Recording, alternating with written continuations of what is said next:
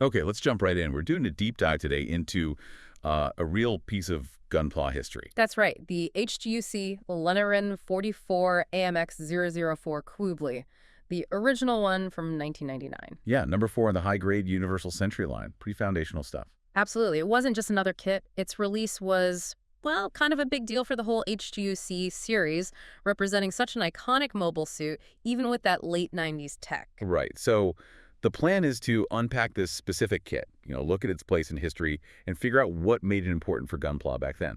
Let's get the basic details down first. When did this actually hit the shelves? Okay, so this HGUC Qubeley came out in September 1999, just before the millennium shift.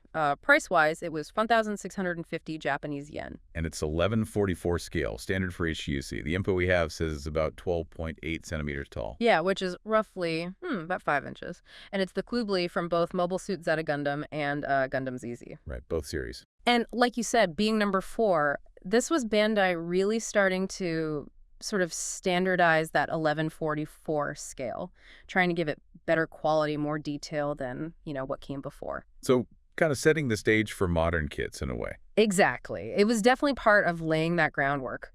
A pillar for the line, really. What's interesting, especially for a 99 kit, is how they tried to capture that really unique Qubeley look. The source describes it as having an artistic armor shape and color. Which it definitely does. And it had some cool features for the time, didn't it?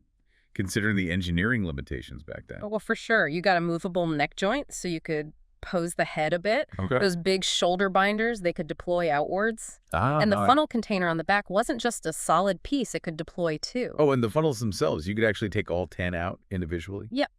Detachable funnels. Plus, it came with specific hand parts, interchangeable ones for that signature flight pose. That's pretty detailed for 1144 scale in 1999. Definitely significant engineering for its time.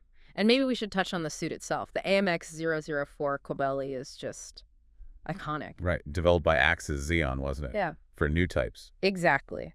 Built on the tech from the Elmith mobile armor.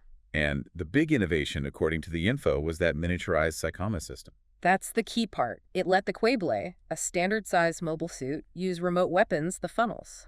Unlike the huge Elmith needed before. Precisely. And visually, I mean, that elegant, almost biological design, it really stood out. Still does, actually. Definitely memorable.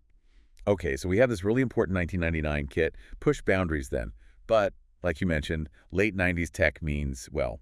Yeah, the articulation is pretty limited compared to what you get now. That's where the comparison gets interesting. You mean comparing it to the newer one? Exactly. Put this 1999 kit next to the HGUC number 195 Qubeley Revive from 2015. Ah, the Revive version. That's like a total overhaul, right? Modern engineering. Huge leap. Much better articulation. You're talking double jointed knees, elbows. You can pull off way more dynamic poses. Big difference. Absolutely. And the whole look was updated too. Finer panel lines, slightly tweaked proportions. It's just a different building and posing experience altogether. Shows you, like, 16 years of Gunpla progress. So, wrapping up the comparison, the 1999 kit is really a historical artifact.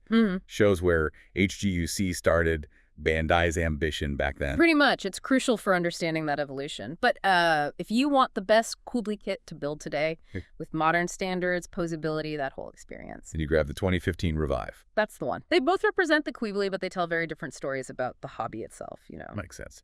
And hey, if you're finding this kind of deep dive into Gunpla history interesting, make sure you subscribe. We've got plenty more explorations planned.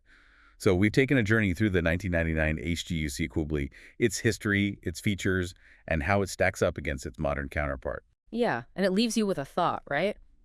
When you understand that huge jump in technology, like seeing the difference between the 99 Qubeley and the 2015 Revive, how does that change the way you appreciate both? The older kits, maybe ones you built years ago, and these incredibly sophisticated new ones coming out now. Definitely something to ponder next time you're looking at a kit, old or new.